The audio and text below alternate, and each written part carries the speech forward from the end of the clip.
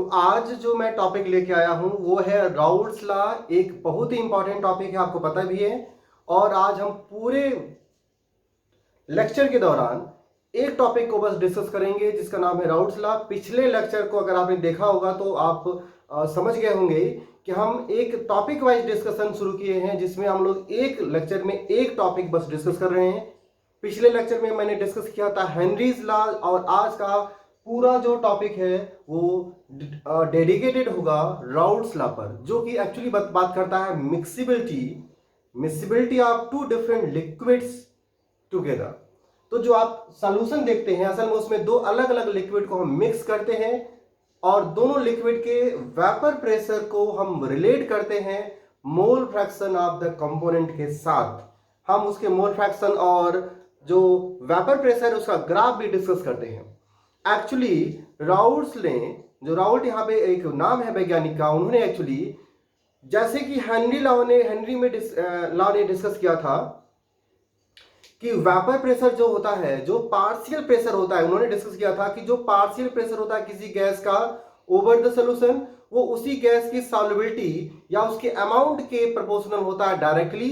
उसी तरीके से राउल्ट्स ने बताया कि जब हम कोई दो लिक्विड को मिक्स करते हैं एक साथ, जब भी हम कोई दो लिक्विड को एक साथ मिक्स करते हैं तो लिक्विड के जो कंपोनेंट्स हैं सॉल्यूशन के अंदर, जिसको आप यहाँ पे इंडिकेट करेंगे, बताएंगे मोल फ्रैक्शन के साथ, वो मोल फ्रैक्शन उसके ऊपर बने हुए वेपर प्रेशर के एक्चुअली डायरेक्टली प्रोपोर्शनल होता है। मैं आपको बता दूं कि हमेशा ही कोई भी जो लिक्विड है वो किसी भी टेम्परेचर पे वेपराइज होता रहता है और एक तरह का वेपर प्रेशर क्रिएट करता है ओवर द सॉल्यूशन।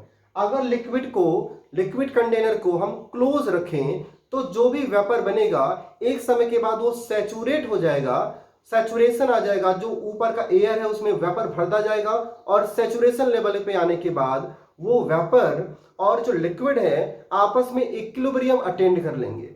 उस इक्विलिब्रियम पर हम ये पता लगाते हैं कि वेपर प्रेशर कितना है, मतलब कि pressure exerted by vapour over the solution in equilibrium condition, in saturation condition भी आप कह सकते हैं, इज कॉल्ड वेपर प्रेशर।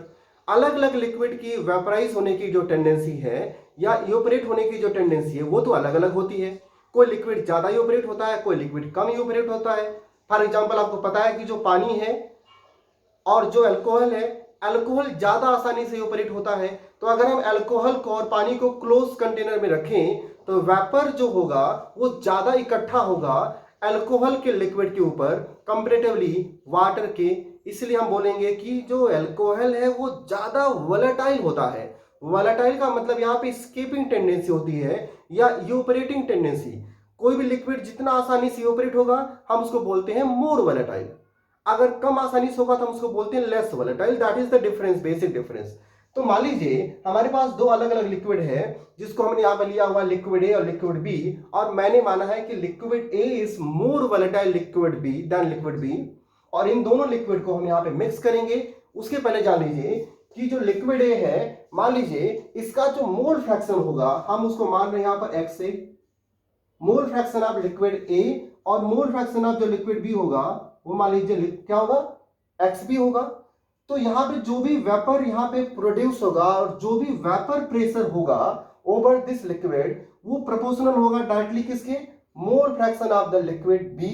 मतलब कि यहां पर जो वेपर होगा, चूंकि ये प्योर कंडीशन है, अभी तक दोनों लिक्विड को हमने मिक्स नहीं किया, मिक्स करेंगे तो बोलेंगे सोल्यूशन। अभी तक लिक्विड क्या है, सॉल्वेंट है। लिक्विड जब अलग अलग होते हैं तो हम उनको प्योर कंडीशन में सॉल्वेंट बोलते हैं, और प्योर कंडीशन में जो वेपर प्रेशर होता है हम उसको इंडिकेट करते हैं पी नॉट लगा करके। जबकि जब वो चले जाते हैं सोल्यूशन कंडीशन में तो हम वहां पर बोलते हैं कि यहां पर जो सोल्यूशन का प्रेशर है ये तो हो जाएगा टोटल प्रेशर। आप यहां पे कह सकते हैं कि इस सोल्यूशन के ऊपर जो भी वेपर का प्रेशर होगा वो एक्चुअली लिक्विड ए और लिक्विड बी दोनों के वेपर प्रेशर की वजह से होगा। इसलिए जो पी टोटल होगा वो एक्चुअली पीए प्लस पीबी के क्या होगा, बराबर होगा। पीए प्लस पीबी के बराबर होगा, जहां पे जो पीए है वो vapour pressure of A in the solution और vapour pressure of B in the solution है। जबकि पी नॉट ए का मतलब vapour pressure of A in pure condition या प्योर स्टेट होता है। इस तरीके से पी नॉट ए और पी ए में डिफरेंस समझिएगा। दूसरी बात जो इंपॉर्टेंट है, यहाँ पे पूरा का पूरा जो मोल फ्रैक्शन है वो प्रोपोर्शनल होगा पी नॉट ए के, और यहाँ पर एक्स भी प्रोपोर्शनल होगा पी नॉट बी के, जबकि सोल्यूशन के अंदर दोनों ही कंपोनेंट होंगे, इसलिए एक्स ए और एक्स बी का जो सम होगा उसकी वैल्यू होगी 1। किसी भी लिक्विड में मोल फ्रैक्शन की वैल्यू हमेशा ही होती है यूनिटी, इसलिए पूरे सोल्यूशन में मोल फ्रैक्शन की जो वैल्यू है क्या कहलाएगी, वो x A plus X B, हम उसको बोलेंगे 1। इसका मतलब एक्स ए की वैल्यू यहाँ पे 1 से कम होगी और एक्स बी की वैल्यू भी यहाँ पे 1 से कम होगी।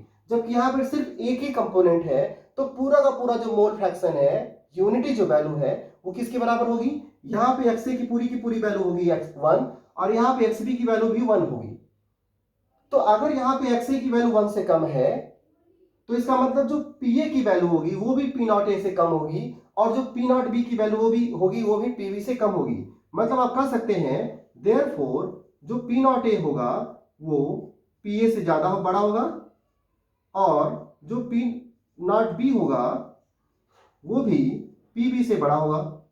इस तरीके से हम समझ सकते हैं कभी भी प्योर कंडीशन में किसी भी लिक्विड का वेपर प्रेशर सॉल्यूशन के कंडीशन के वेपर प्रेशर से ज्यादा ही होता है। ठीक है, मतलब पी नॉट ए और जो पी ए है दोनों कंपोनेंट ए के ही बारे में बात कर रहे हैं, पहले कंपोनेंट के बारे में, लेकिन पी नॉट ए की वैल्यू ज्यादा होगी पी ए से। इस तरीके से P not a plus P not be अगर आप करेंगे उसकी वैल्यू भी पी टोटल से ज्यादा हो जाएगी।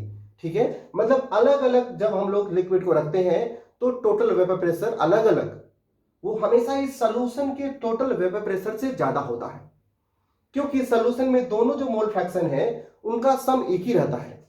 इसलिए जब भी लिक्विड वेपराइज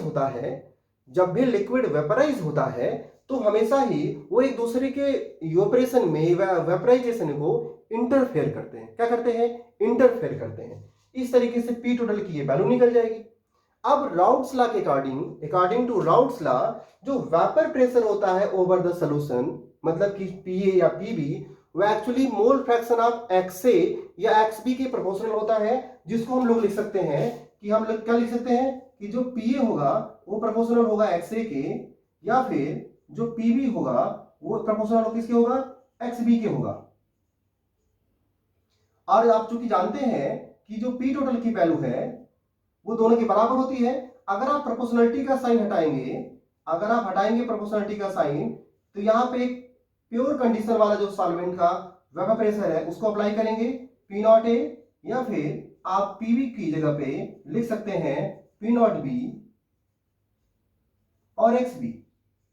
मतलब ये हुआ कि हमेशा ही प्योर कंडीशन में जो वेपर प्रेशर होता है वो एक कांस्टेंट वैल्यू होता है, क्योंकि उसको कोई इंटरफेयर करने वाला नहीं है, वो चेंज नहीं होगा। तो जब भी प्रोपोर्शनलिटी का साइन हटेगा तो वहां पे पी नॉट ए या पी नॉट बी लगेगा। अब पीए का मतलब क्या हुआ, पीए जो है वेपर प्रेशर है फर्स्ट कंपोनेंट का in the solution, PB vapour pressure of second component in the solution, और दोनों को सम करेंगे तो निकलेगा पी टोटल। जबकि पीए जो है वो इक्वल टू किसके होता है, पी नॉट ए और एक्स ए के, और पीबी इक्वल टू होता है P not B X B के। तो दोनों को जोड़ करके आप पी टोटल की एक फार्मूला वैल्यू निकाल सकते हैं।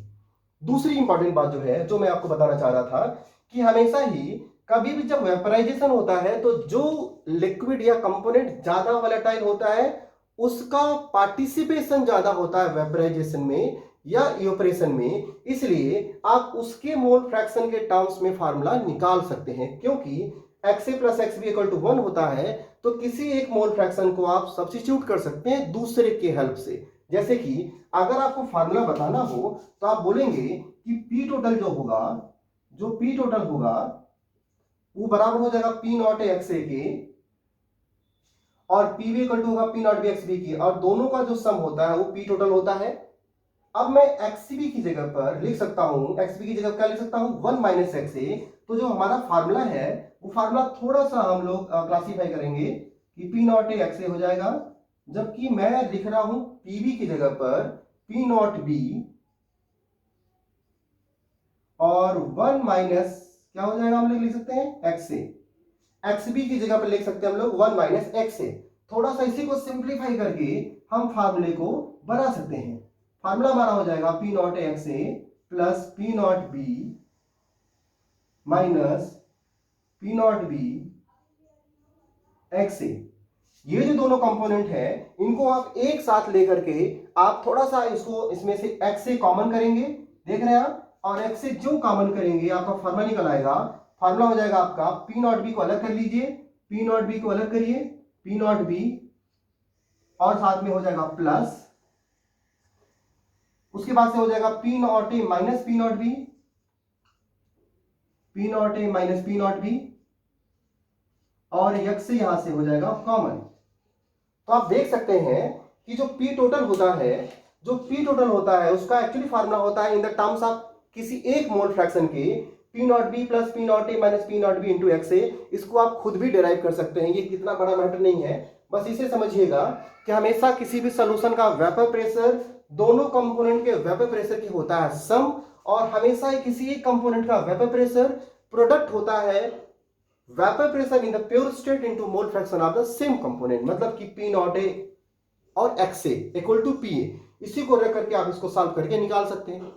दूसरी इंपॉर्टेंट बात, हमेशा ही जो टोटल वेपर प्रेशर होता है सॉल्यूशन का वो किसी एक मोल फ्रैक्शन के होता है लिनियरली प्रोपोर्शनल या डायरेक्टली प्रोपोर्शनल हमेशा।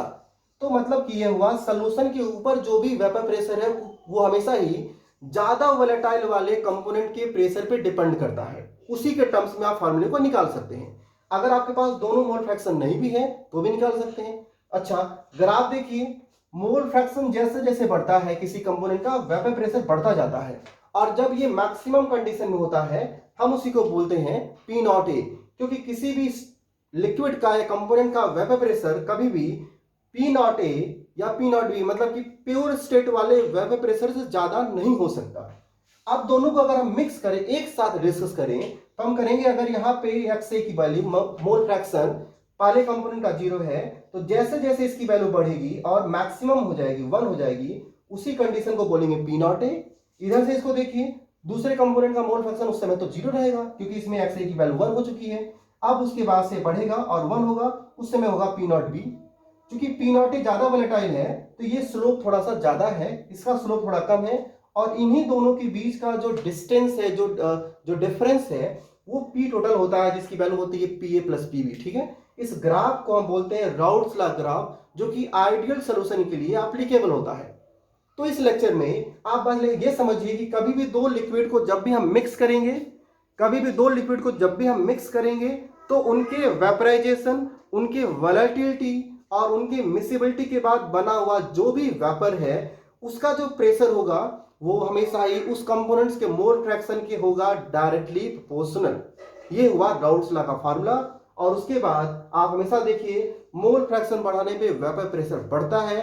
इस पूरे लेक्चर में हम यही डिस्कस कर रहे हैं। ठीक है, इस लेक्चर के बाद अगले लेक्चर में हम लोग नया टॉपिक लेके आएंगे। इस लेक्चर को ध्यान से सीखिए, समझिए, और जहां भी प्रॉब्लम्स हो फिर मुझे बताइए। ठीक है, लेक्चर को पूरा देख लीजिएगा।